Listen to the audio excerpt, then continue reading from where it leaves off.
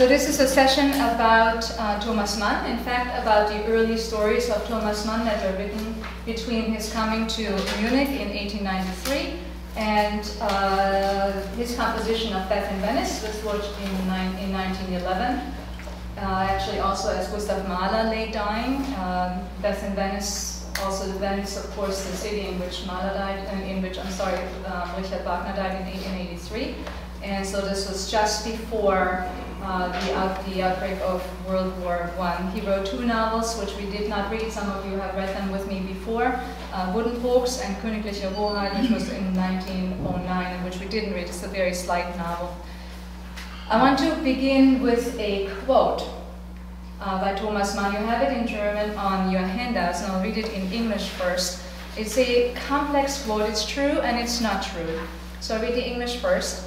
In the artistic and literary domain, my love for what is German begins precisely at the point where Germanness becomes possible and valid as Europeanness, where it produces European effects and becomes accessible to all Europeans.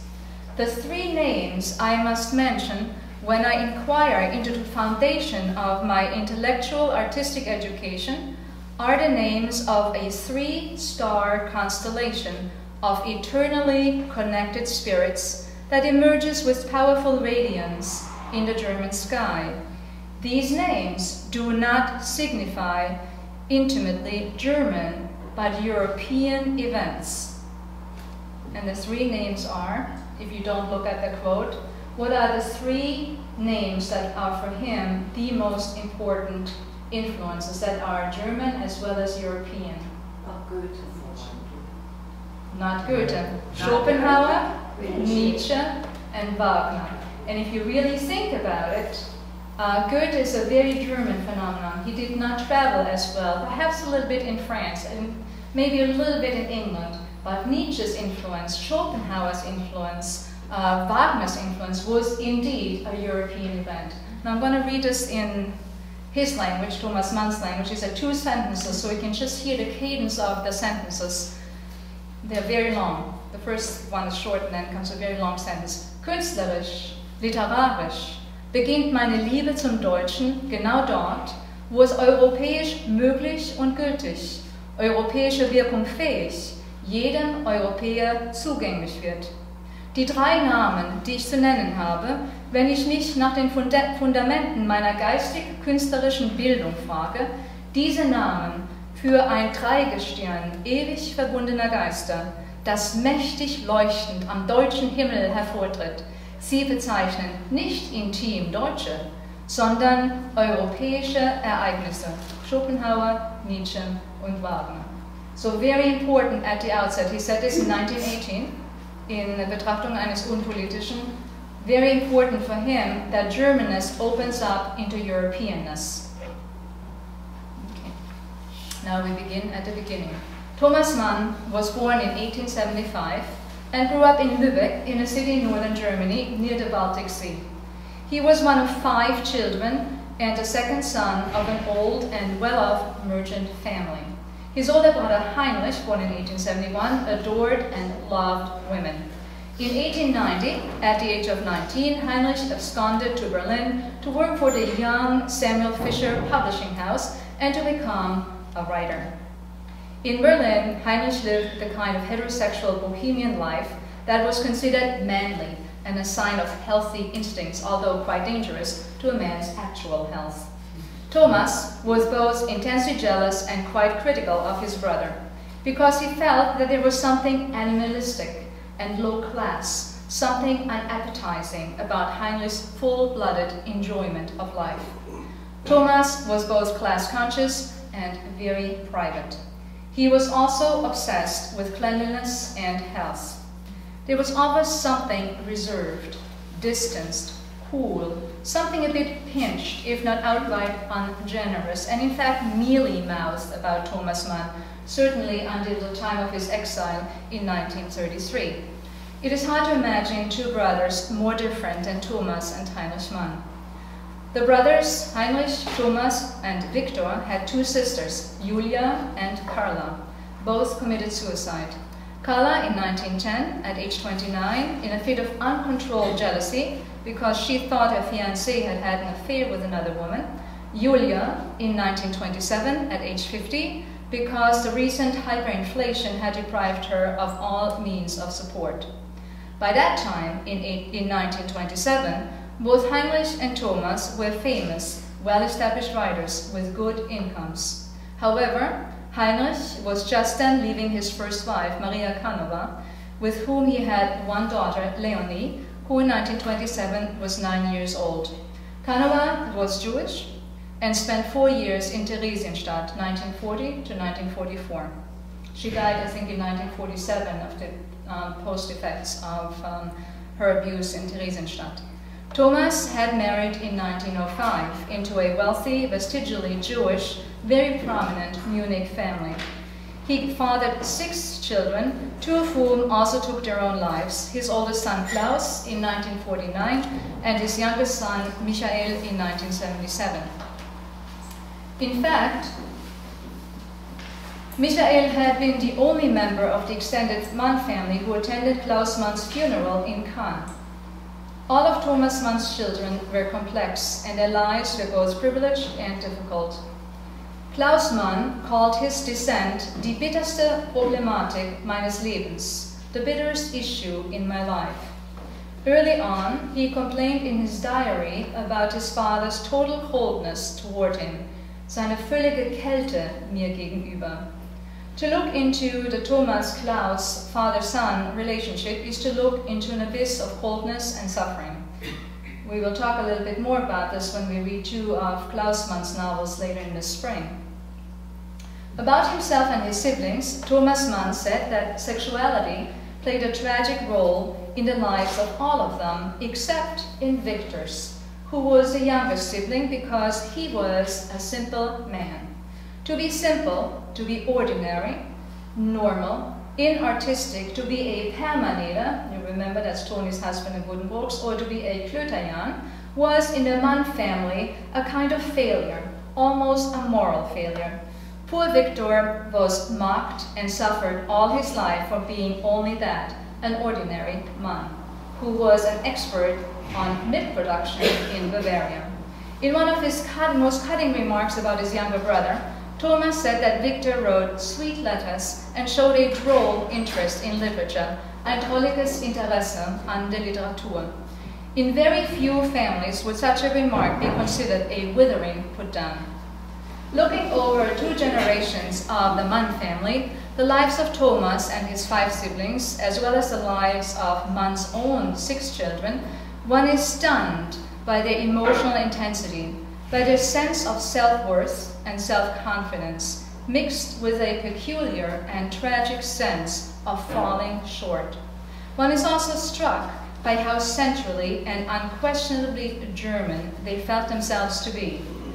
They carried their Germanness with natural ease, as if it were their own old aristocratic heritage. If one were to think of a parallel instance, the contemporaneous Bloomsbury circle around Virginia and Leonard Woolf comes to mind. Their mix of arrogance and self-consciousness, their way of considering themselves to be quintessentially English. In the first year of his exile, Thomas Mann was asked by a reporter whether he considered his exile to be a burden. Mann famously replied, "Wo ich bin, ist Deutschland. Ich trage meine Kultur in mir und betrachte mich nicht als gefallenen Menschen. Where I am is Germany. I carry my culture within myself and do not regard myself as a reduced human being." I'm beginning with these reflections about personal complexity of the Mann family, a complexity that was intertwined with, and in part caused by, the complexity of the times in which they lived, Germany between 1875 and 1955, so Wilhelminian Empire, Nazi Germany to the Federal Republic, because Thomas Mann succeeded in creating a parallel literary universe in which he showcased a pristine conception of high art and that was untouched, unsullied, unsoiled by any troubles encountered in real life. True works of art are achieved by the hard labor of the self-denying artist. Mann considered himself to be one of those masters. His nearly complete separation of life and art, his ability to create works of high art while the bloody mess of life was going on around him, is both his greatest achievement and his children's source of suffering. There was a class of writers who made it clear that the creation of art with a capital A exacts a high price, which they are wholly willing to pay. Thomas Mann was one of them. The others are Flaubert, Tolstoy, and maybe Proust. Mann, unlike Flaubert and Tolstoy, was capable of calling into question whether what he was doing, in fact, was morally right. But he wasn't free not to do it. Most of his early works deal with the high price of not living. I'm beginning with these biographical reflections also because they are the connecting point to the lecture about Richard Wagner that was delivered here last month. Oxford professor Lawrence Dreyfus set out to document the erotic effect that Wagner's music had on audiences from the 1870s to the 1920s. Audiences willingly gave themselves up to this effect. They expected to be erotically aroused, and these states of arousal became part of their addiction to Wagner's music. Once you experienced this sort of hormonal high, you want it again and again. Evolution wired you to want it. Or as Frau Klöter-Jahn says in Tristan, es ist die Natur. It is well known that during his early years in Munich, Thomas Mann tried very hard not to miss a single performance of Tristan und Isolde. His favorite Wagner operas, though, were Lohengrin und Die Walküre.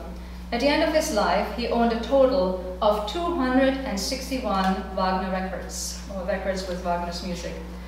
After noting the well-documented, erotically arousing effect of Wagner's music, unfortunately it's not an effect I experienced myself, Professor Dreyfus then looked at the biographical sources and the artistic means that created the effect. What came into view were Wagner's own peculiar needs for strong women and gorgeous fabrics, his need to compose in a particular state of mind of half arousal, which he maintained by wearing a pink satin gown and soft embroidered silk slippers. Who cares? When you listen to the operas, the color of Wagner's underwear doesn't matter too much. Thomas Mann concealed a comment to that effect in his novella, Death in Venice. I'm reading it in English first. Verily, it is well for the world that it sees only the beauty of the completed work, and neither its origin nor the condition that gave rise to it, since knowledge of the artist's inspiration might often confuse and alarm, and so prevent the full effect of its excellence. Do you remember where this quote occurs? It is when Aschenbach sits at the beach and is in a state of arousal, and he's writing this perfectly beautiful prose essay while he's watching Taggio at the beach. So Mann says one ought not to know the artist's source of inspiration because it will prevent the full effect of the excellence of the work of art. And in German it is, es ist sicher gut, dass die Welt nur das schöne Werk, nicht auch seine Ursprünge, nicht seine Entstehungsbedingungen kennt, denn die Kenntnis der Quellen, aus denen dem Künstler Eingebung floss, würde sie oftmals verwirren, abschrecken und so die Wirkung des Vortrefflichen aufheben.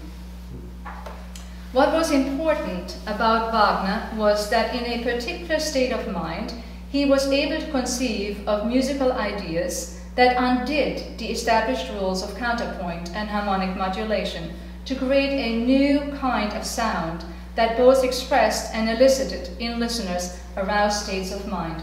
One of the most famous examples, in fact, is the prelude, Tristan prelude, and Eugenia Gerstein will play the first 7 or 8 bars, just the opening sequence, the first motif, the Sehnsuchts motif from Tristan.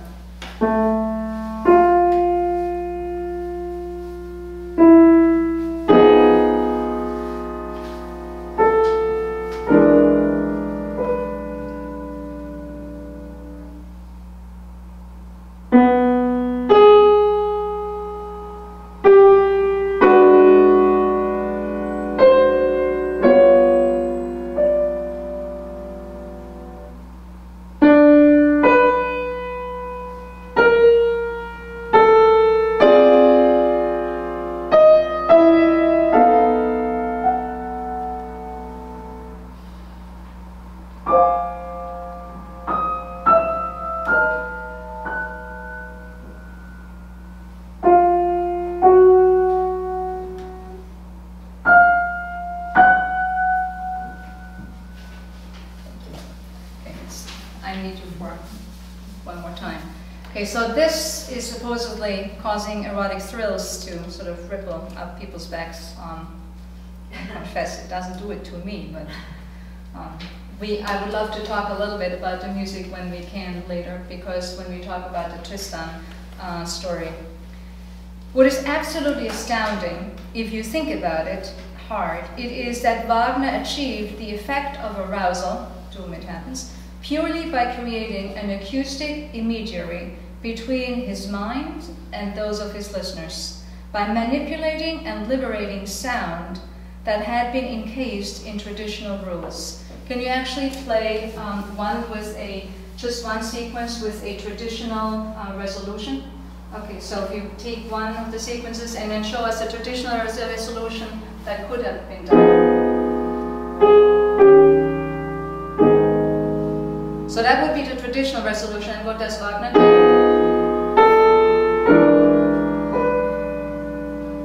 To us it sounds modern and usual now because we know it from jazz, but for that time it was a very unusual sound. So this is what got people to really pay attention to his music, this expectation of a traditional resolution which does not come. And of course we are in the Sehnsuchtsmotiv. You are longing for something and it isn't coming. His calculations, that is Wagner's calculations, turned out to be correct. His operas created the effects on his listeners that Wagner had hoped they would have. One of Thomas Mann's favorite books was Lev Tolstoy's treatise, What is Art?, published in German translation in 1897, and Thomas Mann read it right away. In his essay, Tolstoy argues that art must create an emotional link between the artist and the audience.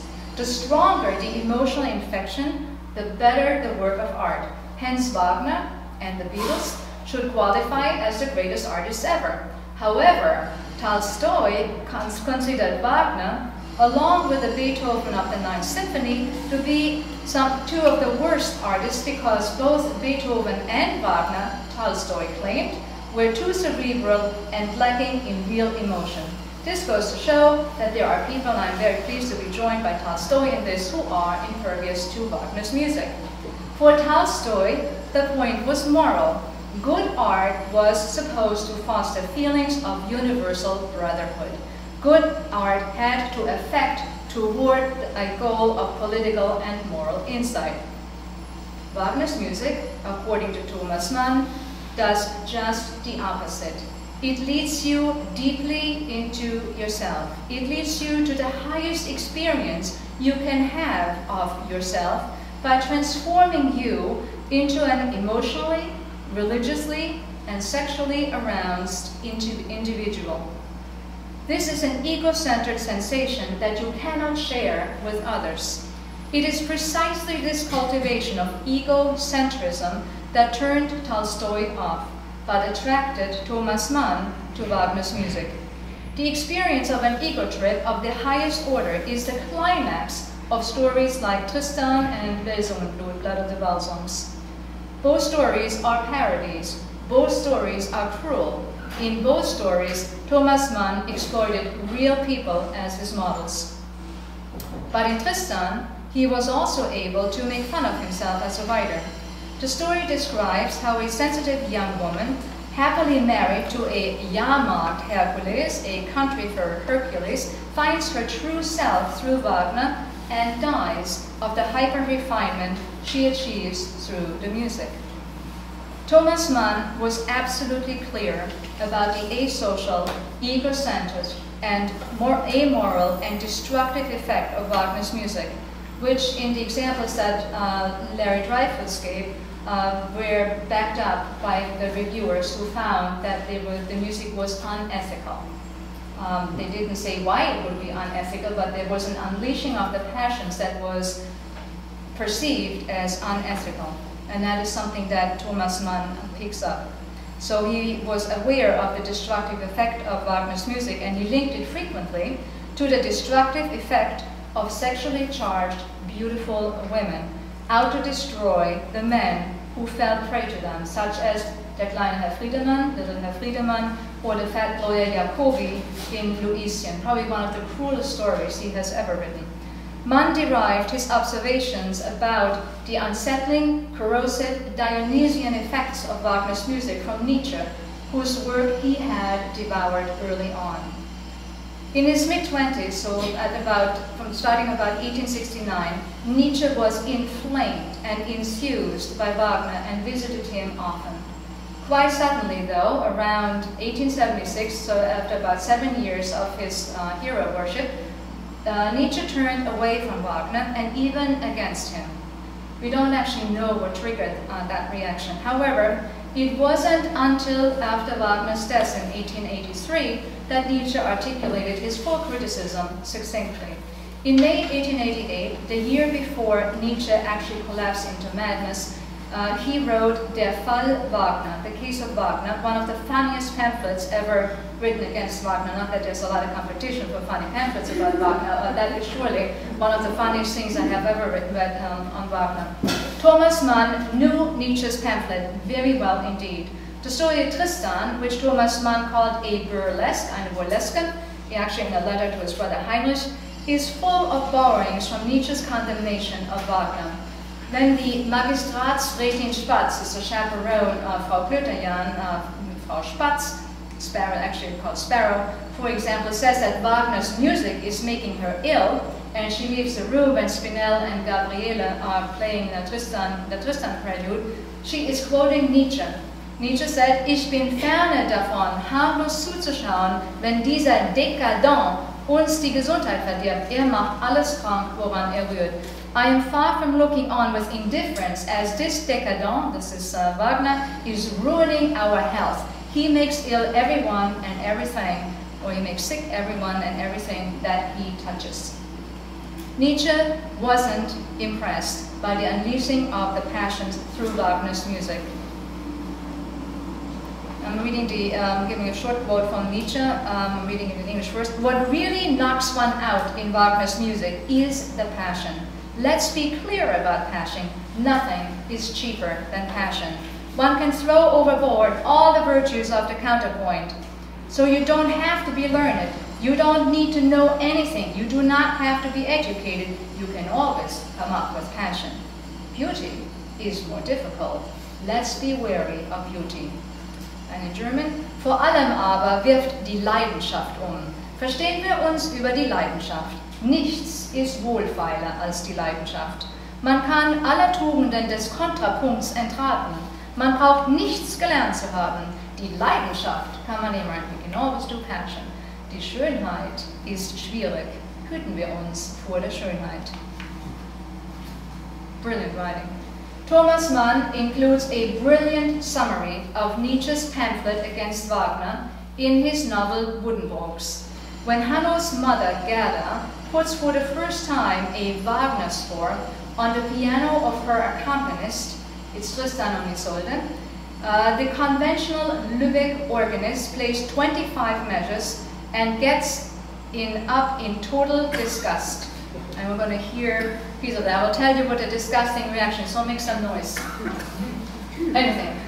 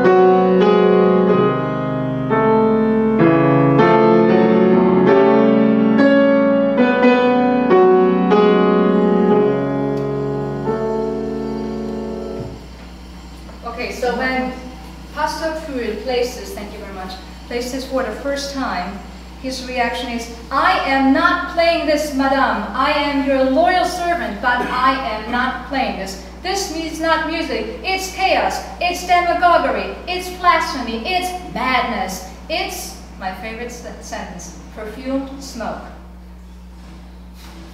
Perfumed smoke shot through by lightning. It's the end of all ethics in music. I am not playing this. So what he says auf Deutsch ist, ich spiele dies nicht, gnädige Frau. Ich bin Ihr ergebener Diener, aber ich spiele dies nicht. Das ist keine Musik, das ist Chaos, das ist Demagogie, Blasphemie, Wahnwitz. Das ist der parfümierte Qualm, in dem es blitzt. Das ist das Ende aller Moral in der Kunst. Ich spiele es nicht. You can hear the preacher going on. But these four words, chaos, demagoguery, blasphemy, and madness, were all in Wagner's, in Wagner, in Nietzsche's pamphlet. And it's a brilliant abbreviation, brilliant repetition of this pamphlet. Nietzsche's point that the passions are cheap is quintessentially Thomas Mann's point of view. Passion comes naturally. Nietzsche claims anyone is capable of passion. You can be as ignorant as you wish, but you will do okay in the passion department. Here we get a preview of Thomas Mann's later condescension toward poor Victor, who was an ordinary man working as a consultant for a bank, actually a Bavarian bank on the milk industry, and literature was a closed book to him, but he had no problems with sex. In the Mann family, this means you were unrefined. The secret, of course, is that for Thomas Mann, the burden of his own passions weren't very easy, and that he was going to deny them because he was afraid of them, and that he had to live them vicariously through music and through art, and that was his problem. So we now have here an issue of sour grapes. The early stories of Thomas Mann are filled with bitter, sour grapes. Nietzsche constructs a contrast between passion and the virtues of counterpoint. The virtues of the counterpoint rules are that they put passion into a straitjacket. Art tames passion by subjecting raw emotional experience to rules of form. The passions get clarified and aestheticized. The passions get transformed into beauty through the discipline of form, which means delayed gratification. Through form, passion acquires class and becomes art. Poetry, said Wordsworth, is emotion recollected in tranquility. Only that is art which has been tamed by the rules and cast into form. Art, Nietzsche continues, and Mann agrees, comes into being through extreme self-discipline. Self-discipline is dry but healthy. The passions are wet and they make you sick. That's in Venice. The passions are plebeian. Everyone can be passionate. The artist who controls his passions by subjecting them to rules is the aristocrat, the prince. That is the subject of Königliche Hoheit, 1909. It is the prince who creates beauty. To be an aristocrat means, and this is Nietzsche, that you can keep your distance from sex and the plebs, although it is okay to feel desire. Nietzsche and Mann agreed on that point. When an aristocrat has a roll in the hay with the maid, he goes slumming. He becomes a plebeian. Nietzsche was a Greek moralist. Sex between aristocrats or aristocratic males is okay, if it was educational. Socrates says so. We know it from Phaedrus. We can see how this squares with Thomas Mann and his view of the difference between himself and his bohemian plebeian brother, who was always a little schmuddelig, who in his time had enjoyed a good brothel or two. But then Thomas Mann writes this in Venice, and the entire construction comes tumbling down. The artist, or in Nietzsche's parlance, the aristocrat, pays a high price for his achievement. Klaus Mann called this price his father's coldness. The price is that you don't live. Life and the passions pass you by. All his life, Thomas was jealous of Heinrich's enjoyment and felt that he was not up to snuff. He felt that he was a failure at life to the degree that he was a success in high art. In January 1902, that's how early this is, he wrote to his friend Paul Ehrenberg, I'm reading it in English first. I am surrounding myself with these trophies, those were positive reviews of all his works, because they are supposed to make up for the total lack of human personal affection, intimacy, closeness, friendship. The truth is that I am sick of all the praise of my talent because it does not compensate for what I miss. And in German, ich stelle diese Trophäen, eine gute Besprechung seiner Bücher, um mich herum, weil sie mich für den gänzlichen Mangel an menschlicher, persönlicher Zuneigung, Zutraulichkeit, Anhänglichkeit, Freundschaft entschädigen sollen. In Wahrheit bin ich all dieser Lobpreisungen meines Talents entsetzlich überdrüssig, denn sie entschädigen mich nicht für das Fehlende. That's very cool. This is both true and not true, because above all, Mann craved praise. He wanted to become the greatest German writer of his time. Thomas Mann's early works are populated by dozens of resentful men excluded from the enjoyment of life. Tobias Mindernigel, Hieronymus in Claudius Dei, Spinelle in Tristan. They are the marginal, the weak, the disadvantaged. They are men to whom life handed the short end of the stick, and they are mad as hell. They are plagued by Lebensneid, a Schopenhauer term, by jealousy of life, and they are out to punish others. So the sadism of mercy, through moral superiority, Claudius Dei, and through art in Tristan. Thomas Mann had a clear sense of his flaws. He suffered from bouts of self-disgust, yet he managed to write about himself ironically. In this he is close to Nietzsche and very far from Wagner. There was not a shred of irony or self-deprecation in Wagner. Wagner was a serious believer in himself. Mann, however, was capable of depicting his flaws. Spinelle is a parody of Thomas Mann. Spinelle is one of the marginal types who doesn't fully live. When he encounters Klöterjan and the healthy baby Anton, he is turned off by their animalistic life force. But Spinelle is also a type of writer who practices self-discipline and self-denial in order to create art. He mortifies himself with a regimen of cold baths and brutally early risings and walks in the snow. This produces a sense of moral superiority, and from that high horse, he writes a letter to Mr. Plebeian Life Force himself, how he doesn't deserve this Mr. Plebeian Life Force himself, how he doesn't deserve his sensitive wife because he is only a capitalist brute. Herr Klöterjan gets the letter, and it's one of my favorite scenes in all of Thomas Mann, and goes straight to the room of the writer to shake him down. He tells Spinelle how stupid it is to write pages and pages to a man to whom you can talk any hour of the day. Writing is an act of cowardice, a shying away from life. Klöterjan calls Spinelle a jealous coward and says he would wallop him if it wasn't forbidden. So poor Spinelle is made to look like an idiot, which is what he is. Except that at this very moment, Klöterjan is called away to his dying wife, whom Spinelle poisoned with his crazy ideas about the refinement of the self through art. There is something exquisitely mean about this killing. It's the weak getting even with the powerful through devious means. That is pure Nietzsche. It's the revenge of the weak. In Nietzsche it happens through Christianity, or through mercy, or think of Mindernigel. It's the same structure. Nevertheless, to conclude sort of, despite all the problems associated with the creation of art, Thomas Mann believed fully in the redemptive value of high art. He subscribed to Nietzsche's idea of strict self-discipline as the means to transform himself into an aristocratic self, and in subjecting the passions to the rigor of form to achieve great art. This detachment made it possible for Mann to survive Nazi Germany with his Germanness intact, because it was never soiled, never sullied by the plebeian passions that swept away his fellow Germans.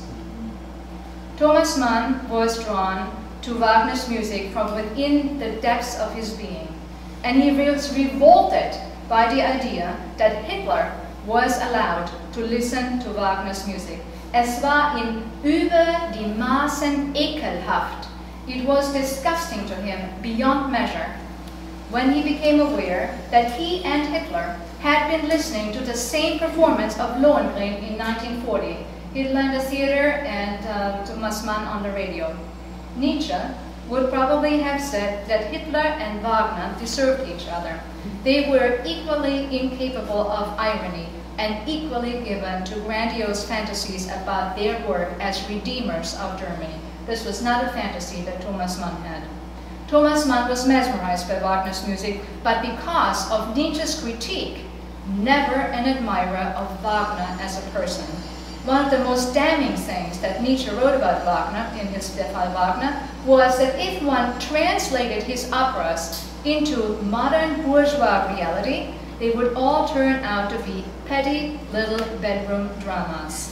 Such a translation is precisely what Thomas Mann undertook in the stories he wrote between 1896 and 1912, with the help of the psychological structures of resentment that had been laid bare by Schopenhauer and Nietzsche.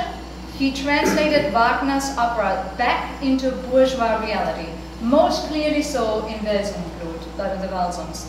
Nietzsche had written that Wagner's grandiose heroines were nothing so much but provincial Emma Bovarys in mythic costumes.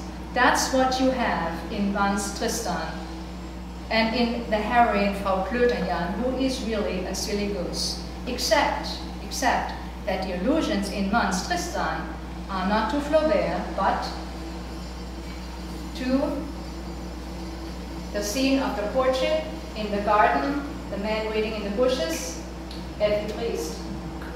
Elfie Briest, and I want to look at that scene. Okay, so this is my spiel. Thank you very much for spieling, for playing. We'll probably hear a little more. From more noise, but okay. But I want to have you, have your reactions to what I said, and then I would love to look at that. To me, great discovery.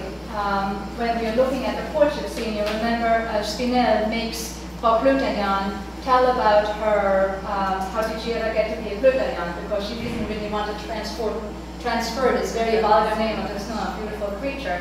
And when you look at the scene, when you actually read it, it's actually astounding how similar, how it is patterned on Fontana's, on Elfie Briest, on the opening scene. We'll look at that later.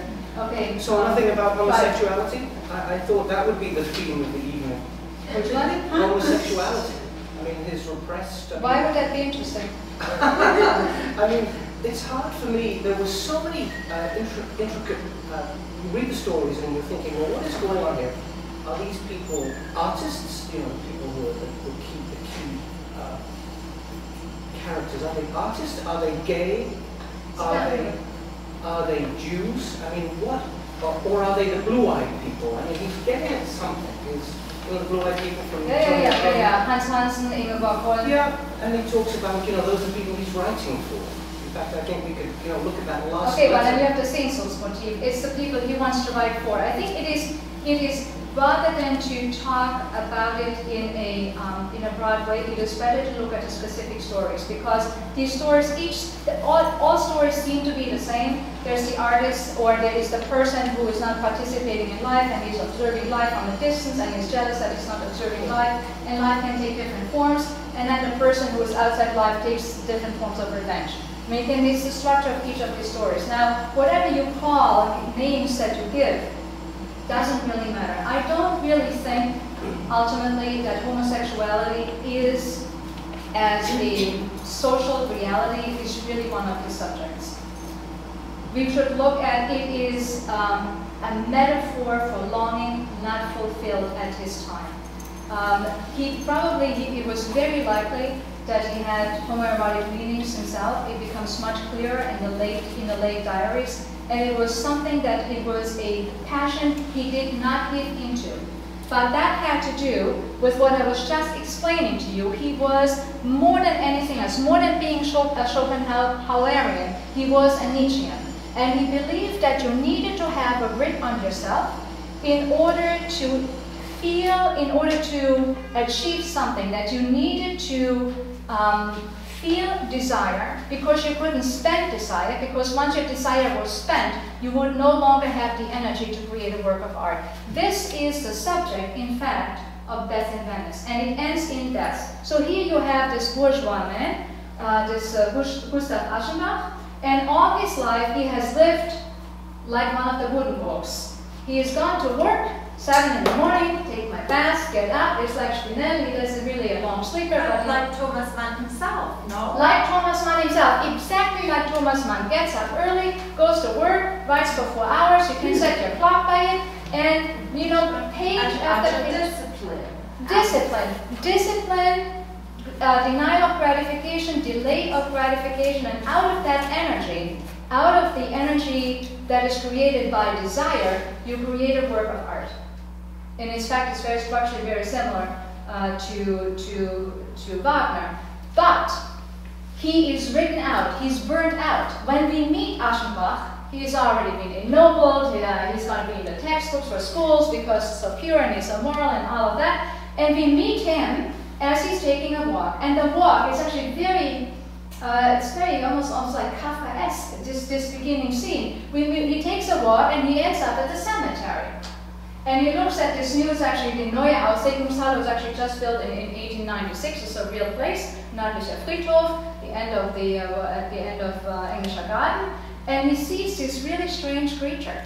It's a vision of death, okay? And at the same time that he has this vision of death, now we have to think of Schopenhauer, he has a sense of opening up, of liberation, and he interprets this sense of liberation and says, oh, it's only Reiselust. We are in the tradition of melancholy now, et in Arcadio ego. Me too, I am in Arcadia, which refers to death. It's an 18th century sentence, you know it from some of the paintings. And actually, when we looked at Waldlandschaften, it was inscribed in that. So he has this vision of death, and he knows that he's written out that the bourgeois tension is no longer enabling him to create, and he goes up. It would be too flat for Mann to say, when he finished the sentence, that he would go to Italy. He just wants to go up, yes. Okay, so you've read it exactly as Aschenbach would like you to read his drama. You know, he sees death, he sees the devil everywhere he's going. He doesn't know that, he's denying that. He's there's denying that. There's another way to read that book, which is, he eats tainted fruit and he dies. He what? He eats tainted fruit and he dies. Ah, okay. And, you know, Spinel, you know, when you say the weak is killing the strong, no, she died because she had a child and then developed whatever she had, tuberculosis. You're reading it through the protagonist view of themselves, that everything is of massive importance and mythological quality. In fact, you can read these as sort of very, you know, rather pedantic stories, which are invested with these fabulous and fantastic, you know, baggage. Sure, you can read this as if you would love to do this, you can read this as a naturalist drama. May I remind you of our own writer, Alfamovich, okay? John Jakob Alfamovich, who wrote a story, it's called A Horse, Die Klatsche. And at the beginning of the story, he explains to you, because the Jews in Ukraine didn't really know this, how literature works. And he says, you can read literature on 4 levels. You can read it just like a story, just like you. Yes, this is a story about a guy who is 53 years old and he has a nervous breakdown because he doesn't produce good work anymore. He takes a vacation, he gets sick of the cholera, and he dies. Sure, that's unfortunately not the way it is written. How do you explain? But you read it, you were reading it, nothing, maybe you're meant to read it through Aschenbach's eyes. No! You're buying into his conception of himself. Whereas in fact, he's a middle-aged guy who's never had any particular, you know. That's like the ground story, and now he builds up on that. Well, the business of the man with the beard, and then the person who grows him across the you know. I mean, of course, he's dropping these ideas into your head that maybe he's having experiences that go beyond the normal, that perhaps he's talking about supernatural issues, perhaps he's being caught up in forces greater than himself. Let me actually see. Isn't this story, I'm sorry, written in in omniscient point of view. This is written in third person narrative. This is written about him. Das ist not written, Gustav Aschenbach oder von Aschenbach, wie er seit seinem so und so amtlich sein Name lautete, hatte an einem Frühlingsnachmittag des Jahres 19, das unseren Kontinent monatelang eine so gefahrdrohende Miene zeigte, von seiner Wohnung in der Prinzregentenstraße zu München aus allein einen weiten Spaziergang unternommen. This is a third person telling the story. And this third person constructs the story in a way that should unsettle you. You are not entitled, when you read the story, to just read it on the profane level. You may, of course, but that doesn't mean that you are getting all the illusions that this person's written here. I got a lot of the illusions. I can tell you, I got a lot of the illusions, and it didn't move me the way it moved you. I was being ironic. Of course you would. I mean, because you're an experienced reader. But you are now, I think you're playing Acrobatus Diaboli. You cannot possibly deny that Thomas Mann was trying to pattern this story along a grand myth. This is a grand mythic story in which, and this is in fact, one second, this is in fact the one anti-Wagner story. There are no Wotans or other Teutons in there. It is his most Greek story that you can possibly imagine. Because he has Platon's dialogue, the Phaedrus is invoked here, the Dionysian rites are invoked here. This is his Greek story. He wanted to construct the anti-Wagner text. And in this case, yes, the homosexuality plays into that because it's intimately connected to Greek ideas of beauty. It's a Greek story. And you can, and this is what Abramovich says, you can read a story on the literal level, that's good. Then you read it on the level of the lemmes, you read it on the level of illusion, and then you read it on the level of allegory. This is always what literature does. It operates on all these levels. And unfortunately, this too, even if you deny it, but you can't. No, I'm not denying it. All I'm saying is, how do you, what I'm saying is, understanding exactly what you're saying is that at the end of the day, you are buying into the view of Aschenbach himself, that he is, something significantly important has happened. And I'm saying you can just step back and say, well, here's a German tourist who eats bad food and dies. And you cannot deny that the man is 53 years old, that he has achieved the heights, that he has a nervous breakdown, and that he now goes to have a significant experience. This is a story about death in all its on all its unfoldings. And it is not literally about death, it is the way in which you can have an experience of death that turns into art. You could say this is an artistic experience. It's ultimately a story about making art. You could read it that way too. And it's all happens at the same time. You wanted to jump into the discussion here? Well, all I wanted to say is, Loud. all I wanted to say is that Mann's readers would have been, the ones that, many of them would have read Schopenhauer and Nietzsche. And he has this story is quintessentially, an Aegean story too, taking, Nietzsche having based a lot of his thinking on, ancient Greek and taking a lot from it. Okay, so let's starting with the birth of tragedy. Okay, so let's make two things clear. Thomas Mann actually was writing for a very educated audience. He was actually writing on two levels. It was very important to him, and he sent this to his publisher, Samuel Fischer, to reach common people. But ultimately, he was writing for a particular circle of friends. Everybody knew who the Mann family was. Everybody knew who, after 1905, who he had married into. People in Munich, it was actually in 1893, Munich was still a very small town, 390,000 people. People in Munich were very educated. At the very same time that we have the Bayreuth circle, the Wagner circle, the educated Jewish circle, we also have Stefan George living there. We have the whole Schwabing intelligentsia. This was an extremely educated city. And it was very hard because Vienna was not very far away. The very early stories read absolutely like Hofmannsthal. Hofmannsthal was a very big deal. And in fact, Gustav Aschenbach, who of course gets his first name from Gustav Mahler, because at the time that Thomas Mann was writing the story, Gustav Mahler was lying dying. And it was reported in all of the European newspapers that Gustav Mahler was dying. And every day, in fact, at this point, the Mann family, his own personal family, Katja and the kids that were already there, plus brother Heinrich, were going to Italy in 1911. They were going to Lione first before they actually went to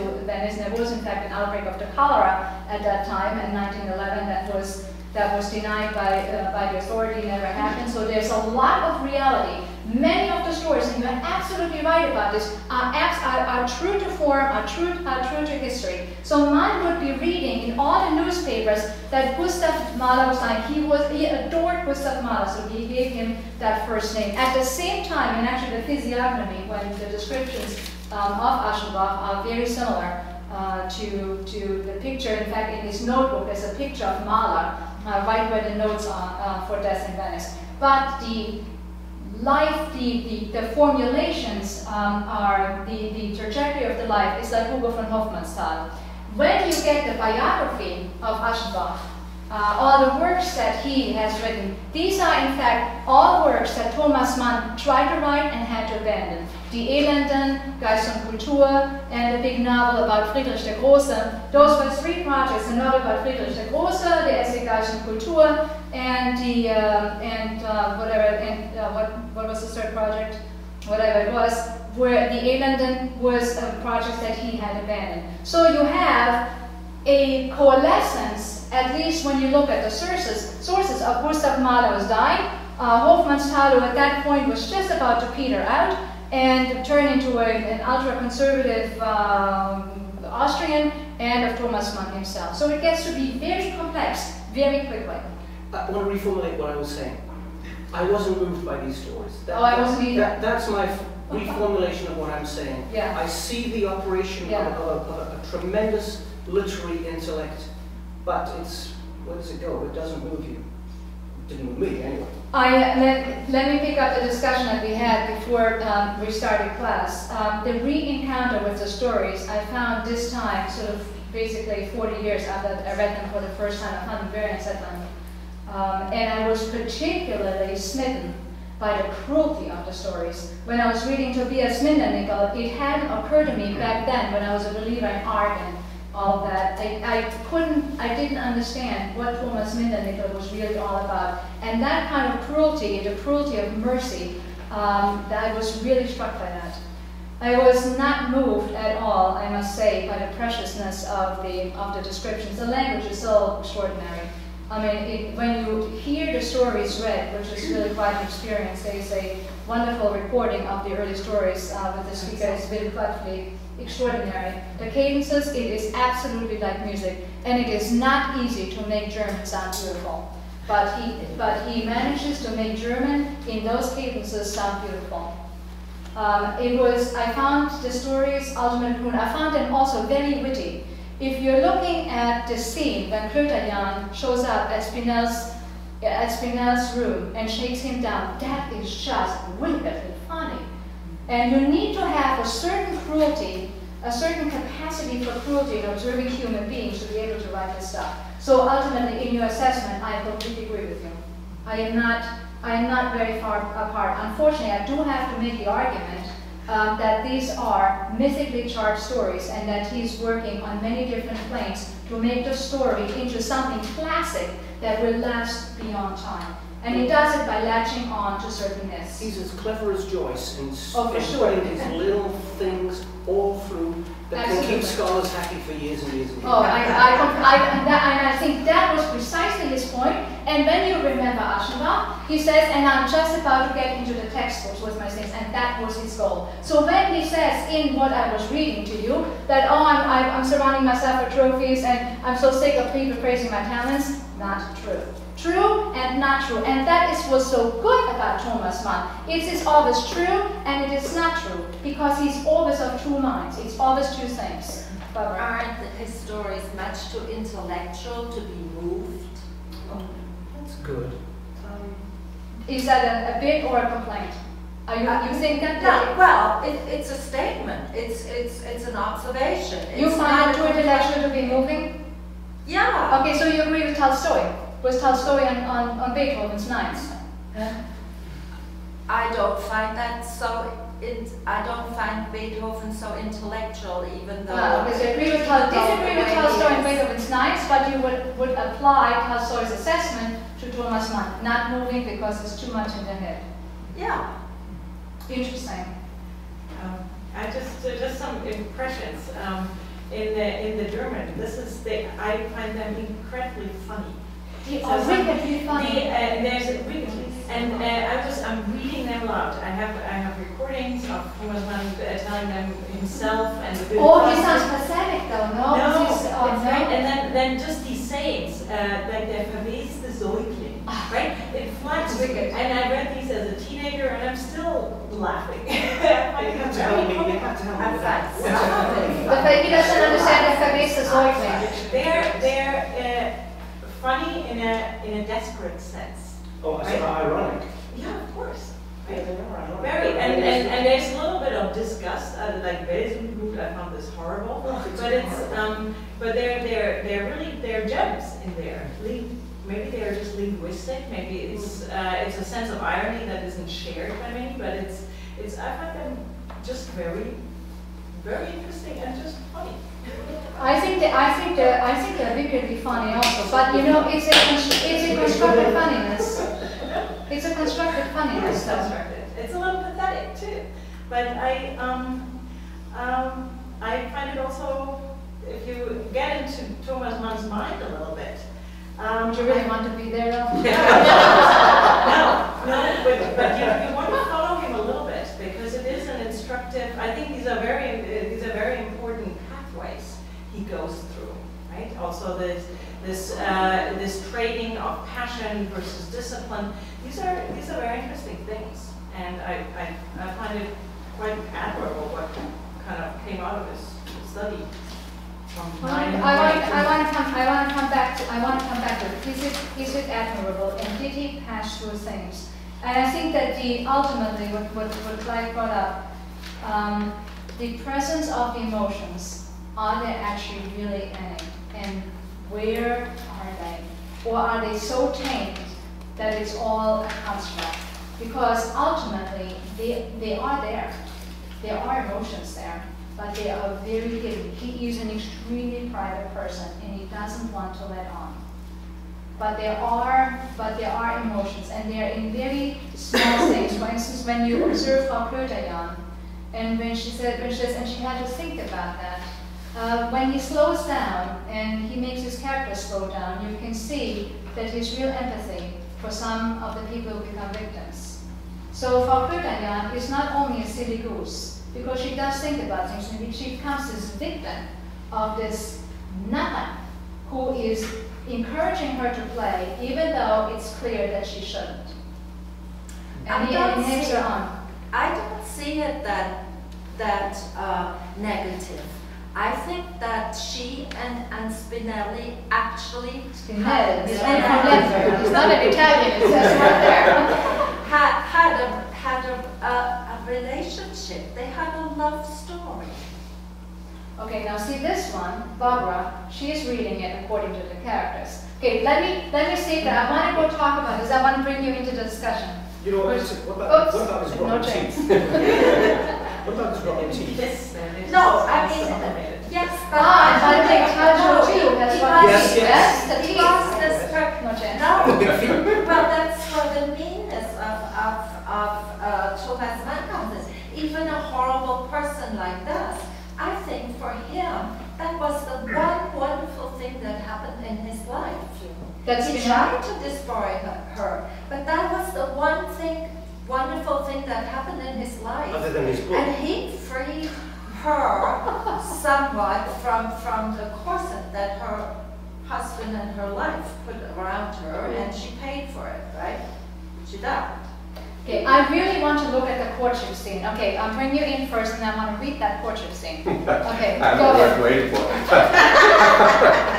But you were waiting for the I courtship actually had probably read most of these stories probably in the same collection 50 years ago. 50 years ago cannot be. Well, pretty much the same stories were certainly around, but this was the first time I read them in sequence, and I thought they all fit together, and they all ended in death in Venice, which I've always found deeply moving.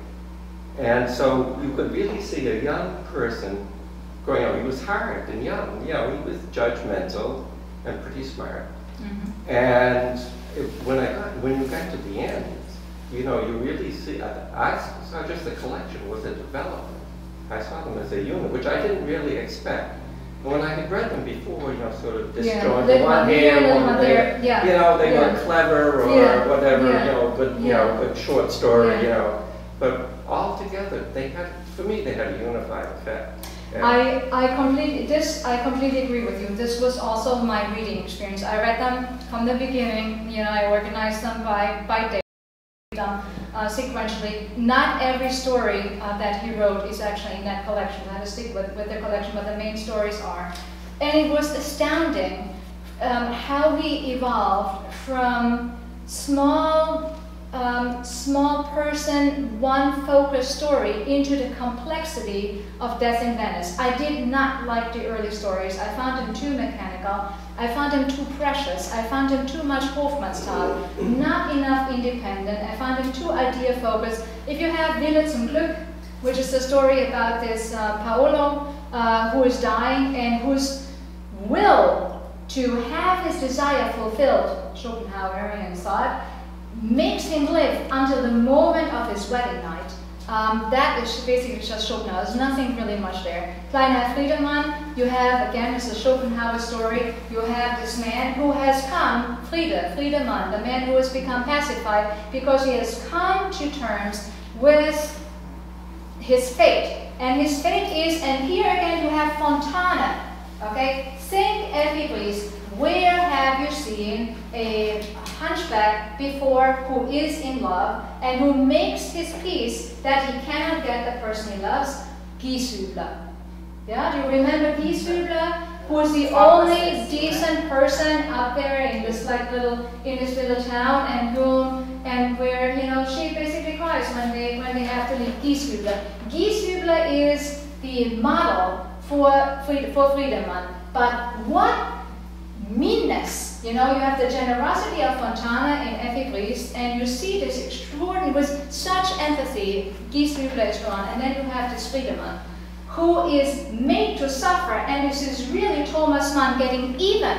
It is astounding how mean Mann is, makes the power of life force break into, with such suddenness, into this man's life and destroy him. Because all of a sudden, there's this woman, and in fact, Lohengrin is, in this case, the catalyst. And so both Wagner's music as well as this woman is one of the identification points where the two actually come together. Exerts, unleashes all his desires, the entire will. Okay, so if you think about Schopenhauer's individuation, the entire will comes up, and it is so strong that he no longer has the power to suppress it. So this is this one. Then you go to Mindernickel, and again you have an outsider, and this one has a third strategy. So somebody has discipline, that's Paolo, Friedman cannot have, so they're actually point and counterpoint, and then you have Mindernickel, and he uses the cruelty of mercy to get even with his fate of the outcast. I mean, it's astounding. And then you have Luischen, and so it goes on. And Luischen, another one where the woman is absolutely cruel and the man becomes the victim. Gladius Dei was a Savonarola figure, the superiority, where in fact the word is the sword, and it is an instrument of power. And in fact, here you have, which is why I sent you the pictures. It's actually a story by Thomas Mann, which posits or makes up articulates the conflict that was ruling in Vienna then and in Munich then between the pictorial arts and the literary arts, and the literary arts he thinks are the more powerful ones, so he puts this in. Of course, there's a whole Renaissance cult that we have at the time. And then we come to Tristan, which is a little bit different.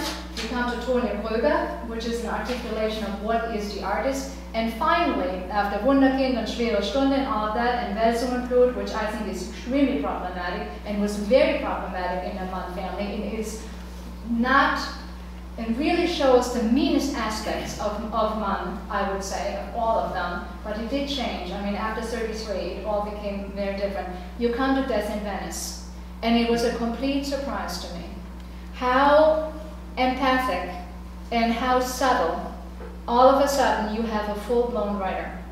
And in fact, in Thomas Mann's own life, the way it was, he had these stories up to Tristan. Actually, the Tristan started before up to Claudius Day. He writes Buddenbrooks. This is the writer of the Buddenbrooks. Buddenbrooks is right before Claudius Day. It is almost not possible to imagine that the writer of this pamphlet, Claudius Day, could be the same writer who describes Tony Buddenbrook, or who describes Permaneder, and describes Grünlich, that this person would also write something as wooden as Claudius Day. And then you get, so he has this enormous success. It appeals to the masses, and it appeals to the educated. And then he has nothing. For 10 years he has nothing, and he's worried that he will not become the great master. And then at this point he says, now really, he writes to his brother, Heinrich. He always writes to his brother Heinrich, said, you know, I really got to go do something. And he attempted, this is why I was so insistent that this mythic content is there, and then he wants to write a great classic. And yes, on the one hand, it's very learned, and when you look at the notebooks and all the sources that he studied, and this huge slew of quotes from Plato, and yet at the same time, when he sits down and he has descriptions of Tajo, it's exquisite. And you can see already in the dining room scenes, you can already see foreshadowings of Zauberberg. It's already all there. I mean, Philip, you are a fan of Zauberberg. Now I know, learning about you, that you studied German because you want to read the Zauberberg in the original. What was the effect, if you had time to read the stories, that the stories, reading them now, and as a fan of Zauberberg, had on you? Well, you see so many elements in the stories that then show up. You mentioned Frau Schwarz, for example. Yeah. And I think she must be Frau Stur there. Oh yeah, for sure. Yeah. The dining room scenes, Sure. and of course in Tristan, the whole notion of being in a Heilanstalt. Yeah. You know, The Heimatstadt sanatorium. Oh.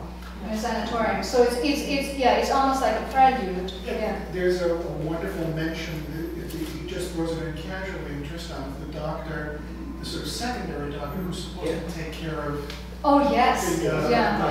you know, And I was thinking the way over just how brilliant it is. We have Leander, also part of a famous love couple, Leander, who does the middle stuff. And then when you get ditched to Müller, you don't know about your life one or your terminal one. It's absolutely brilliant.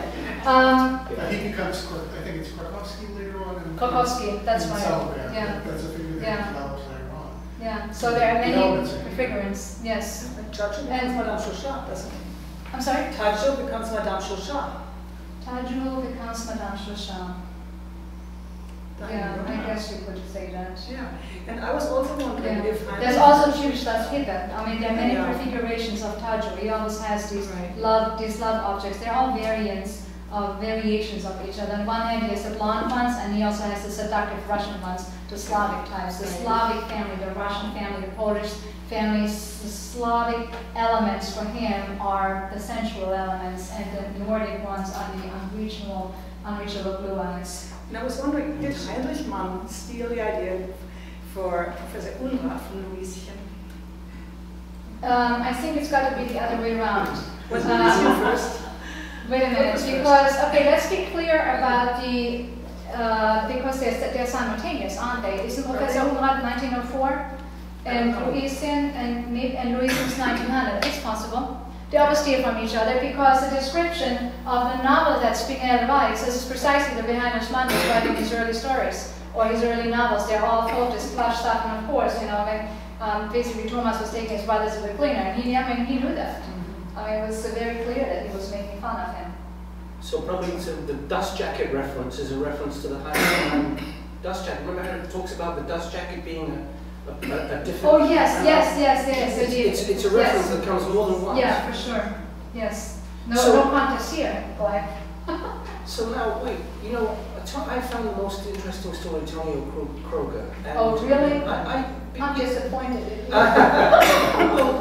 I know, that's so dry this time. Well, you mentioned, you know, the woman is Slavic. What's her name? Elizaveta. Elizaveta. He has this mixture of northern and southern. Right.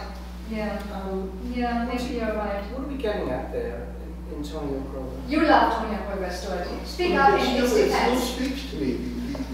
the notion of being between two worlds and at home in neither, everybody can relate to that. Plus, with Kurt, as you said, it's pure music. Particularly reading Kroger in German, it just flows like a Wagnerian line. And the leitmotifs. The leitmotifs are astounding. I found them more pronounced though in Death in Venice. I mean, it's almost not escaping us. Almost sickening. You have to figure if that's popping up at certain times. But there are some wonderful images. It's just characters. Huh? It's just characters. It's you who are saying it's because Aschenbach is telling you. Aschenbach wants his life to be a fantastical, mythological-based tragedy. But the narrative goes on after he's dead. He talks about the Sukkot leading the soul into the other world. He's already dead. That's a very interesting concept, that in fact, the Aschenbach we know, or the Munich people know, is that at the very moment he sees that figure, because he starts a completely different life. He has this vision of the jungle, and there's a tiger and a panther. All of you know, of course, since you know your mythology, that the chariot of, or the wagon, I don't know what that is, that the droshky, I'm going to say, of Dionysus was pulled by a panther and a tiger. And the panther and the tiger and the seductiveness of the Dionysian life show up right there. And he's in the jungle, and there's wetness. It is the opposite of everything that he has experienced before. Maybe you are right. Maybe this is just a dream that Aschenbach has, and in fact he's already dead. Because it's the opposite, because he's finished as an artist. And his one chance now is to find a renewal of his art through the passions, because it's the one thing he hasn't tried yet. But of course, because like the chariot with Dionysus, which is pulled by a tiger and a panther, the cholera too comes from India. And we have this whole orgy, this Dionysian orgy that is being described, that is also has its origins in Indian art. And that is also what, I mean, death and the passions are linked here. And that is what, on the one hand, Thomas Mann desires, and on the other hand, fears. Really and truly fears. Okay, because he was first, I'm sorry. But by the way. I just wanted to make one point about what Clive is saying, because I think Mann very consciously wants you to play with the point of view. It's, okay, you're defending Clive right here. Yeah, yes. And I think that there's sort of a nudge and a wink at the very end, because Aschenbach's dying on the beach, and what you see is this camera that's now catapulted. Yes, yeah. There's nobody there, so I think that's Mann's little nudge to us. You know, I never noticed that. The way you want, because you're absolutely right. You were in the movie, the last image of the movie, Doug Bogard. Oh, is that the camera? Yeah. The background of Mahler's Fifth Symphony. Now it comes to me, of course. You are so right. But you are so right. Their interpretation. What's in the book? To show this. No, it's there. The camera's there. The camera's there.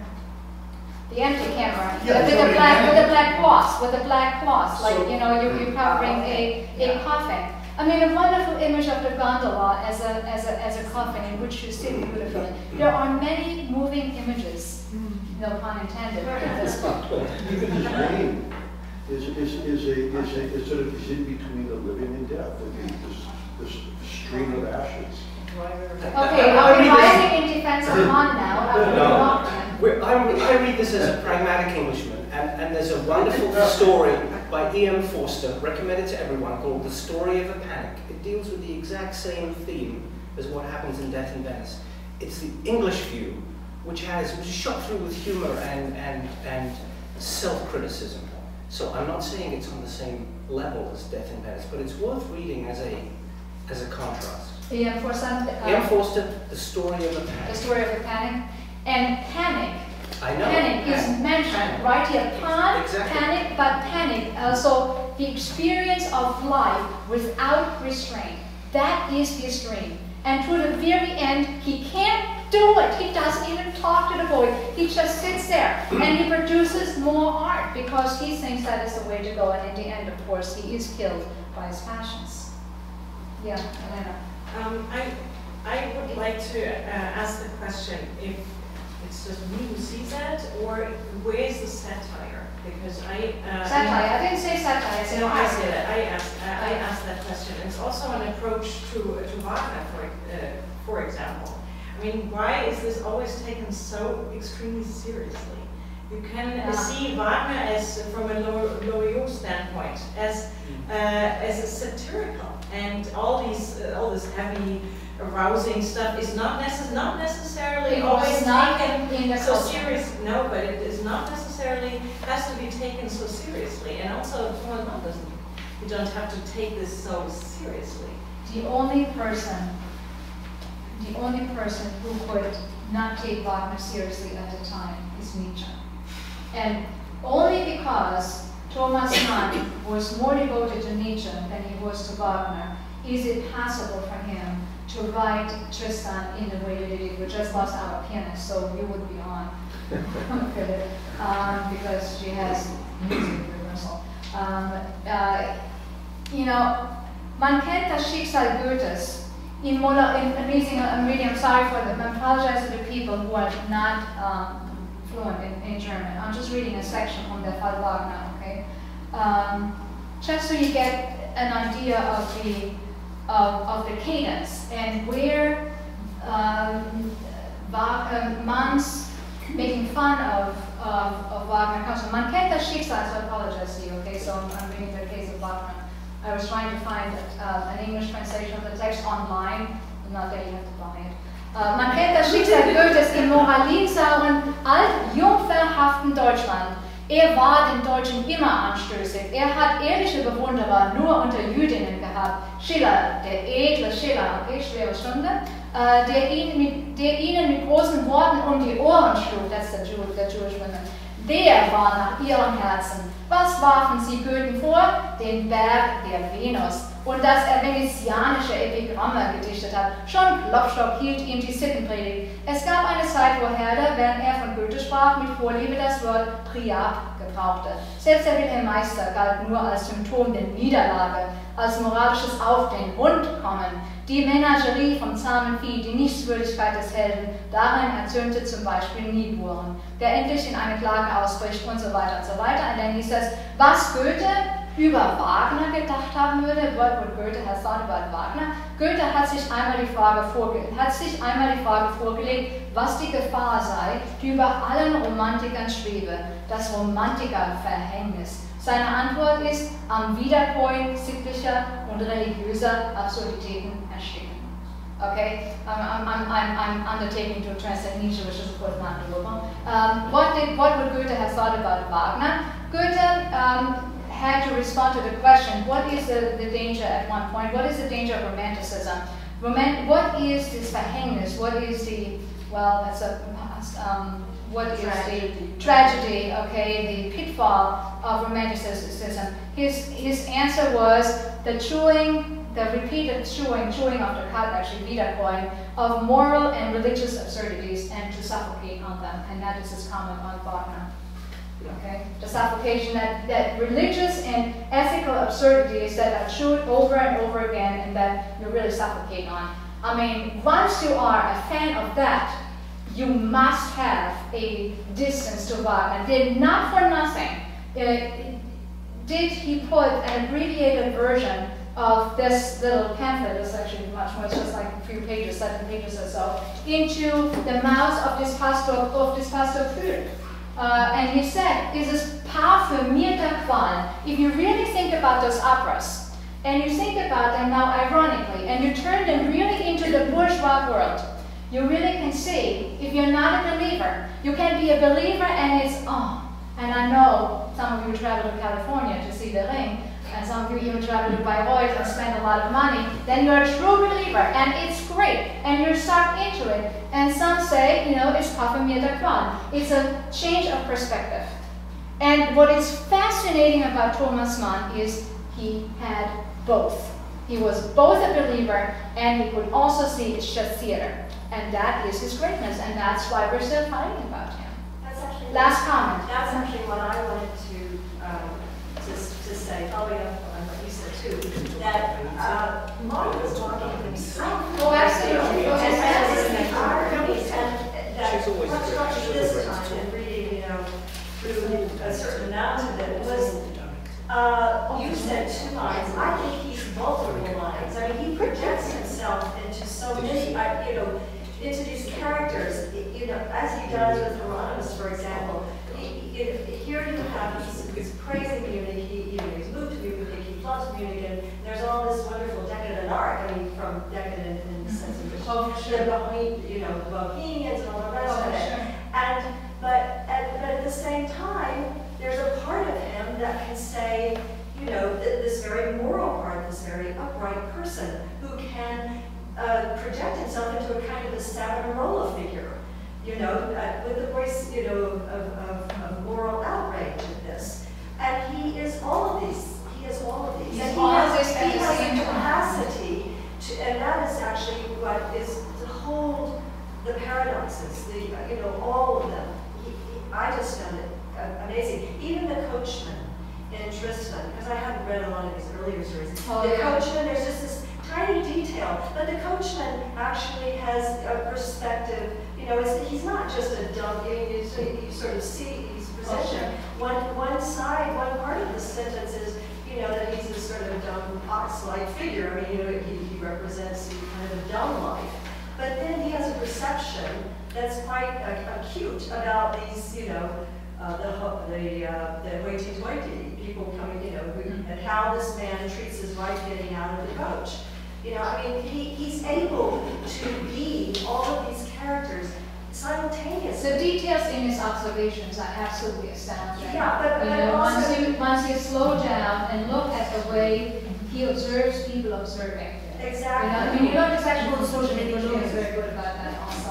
Right, but just the fact that he's all of these at once. No. I mean, but he's not just Fidel. He's not just the disability. He's not just Fidel. He's making fun of that. He's also, making fun of that. He's fighting against it. He's an argument. He's a constant argument with himself. I think that is true. Okay, Mira and Andrew. Yeah. This business about passion and art being two different things, I think they're the same thing. I mean, art is a passion, and every artist worth his salt or whatever has sacrificed life for the sake of his art. I mean, you think of Beethoven, you think of Leonardo, you think of Proust, all these people. Flaubert, who specifically states you can't go to life, you must go to art, and so on. And I used to criticize Flaubert so much when I first read him, but now I'm beginning to understand when you think about all these other artists that have done the same thing. Every artist demands, sacrifice is demanded of them. Well, the problem with your point of view is that when you actually write, which is why we didn't have any of these lectures for 8 months, because all I did was not live. I was sitting at the desk for 14 hours a day. Exactly. When you write, you don't live, okay? There are some exceptions. Caravaggio is one of them, okay? He lived rather than paint, okay? He died in the gutter. But most people, whether it's Abramovich or it is Flaubert or it is Tolstoy sat down religiously. He had this farm to run. His wife was running it, for God's sakes. She was doing the business. You sit, you produce art, you do nothing. You sit down and you study. You don't live. That is the tension. But if you don't live, how are you going to get material to live? Well, Thomas Mann was taking it from books. You're looking at Schwere Stunde. Okay. So here you have the illusion. I'm sorry. Okay. So here you have this illusion that this is a report about a dying man, right? But no, this is all Schiller's letters. He was just taking this from books. You go to the library and you get a content of books and you make a new book. That's what it is, because you don't live. Okay, sorry, go ahead. I think ultimately what is most remarkable about Goethe in Venice, that Thomas Mann manages to evoke for me, is a very deep feeling of midline, of empathy. In this one case, it is without condescension. Yes. That is right. Because this man gave himself eine Blöße. Because he threw off his armor and he fessed up to his desire, but he had to be punished for that by death. We are witness to how all these There was no mask. Intellectual concept. Absolutely correct. Failed because he is simply irrevocably in love. And he is sick, and he's And sick he with knows love. it, and he knows the consequences. He knows the and consequences. yet he just continues on this path until he ultimately dies. That's That's right. what So I he want to says. make one more, yeah, okay, and then I want to make one more comment on it. He's right. Why does he have to be punished by this? Because Thomas Mann was scared. You cannot show yourself without your mask. I want to make, just call your attention also to another leitmotif that is in there, a literary leitmotif. Thucydides, Thucydides, the plague in Athens. Okay, so you have in Peloponnesian War, you have the plague inside Athens, and you have the Spartans surrounded. What do you do when you sure know that you will die? Okay, there's a description of Thucydides about the plague in Athens. It describes what happens when you have to face death. Because if you leave Athens, you get shot by the Spartans. They're outside. This is during the war. And if you stay in Athens, you're going to get sick by the plague. Same structure, 1348, Boccaccio de Decamerone. If you look at the preface, what happens? Both writers, Thucydides as well as Boccaccio, observe that the first thing to go is the morals. This is picked up by Thomas Mann. He says, eine Entsittlichung findet statt. So within this Experimentieranlage, within this experimental setup, that you are sure to die, because of course this is why Aschenbach does not leave. This is a story about a suicide, if you want to read it that way, because when he has the opportunity to leave, he does not leave. He's not rational at this point. He is sick. He is addicted. He is in a state of mind that is passionate. It doesn't matter what you call it. It means that you are outside rational control. And that is made possible by having faced death. He had his first facing of death when he's there at the nördliche Friedhof, and it becomes more and more concrete as he moves on. So eine Entsittlichung, eine Entgrenzung findet statt. He is no longer in the realm of the rational, and he's losing his mask, he's losing his protection, and that makes it possible for us to have empathy with him, because he's naked. That's one of the very few people who is naked. And in fact, if you want to read it in a literary line, I would say Thucydides, Boccaccio, Thomas Mann. Because it's the same kind of setup that you are encased in a city, you know that you have to die. What, if you think about it, you can do this as a Gedanken experiment as you go home. What would you do? This is what Thucydides asks. What would you do? The first things to go is faith in the gods. The second thing to go are the niceties of custom, burial customs, for instance. Thucydides describes it very succinctly. Boccaccio, I don't think, knew this text, and yet, in his description, in the preface to the Decamerone, he describes it exactly in the same way. So human beings are wired in the same way. The mask of culture, and this is what becomes clear in Thomas Mann, what you're also pointing out. The mask of culture is just a veneer. It is very thin. It is the first thing to go when you face death. What you really want to do is, as kind of carpe diem, you want to find yourself, you want to live your passion, you want to be in touch with what is the core of you. And here's the connecting point to Wagner. This is what Wagner made people in Munich feel. This is why they liked it. It was a city full of masks. Kostümfeste was the absolute height of the season when you're putting on a mask. But Wagner, in your seat, when it was dark, nobody had to see you, made you feel that you were in touch with your passions. And that is what Aschenbach is made to feel. Okay, we're going to close here. I will speak to you privately. Thank you very much. Next time, Jakob von Putten und Hermann Hesse unterm Rad.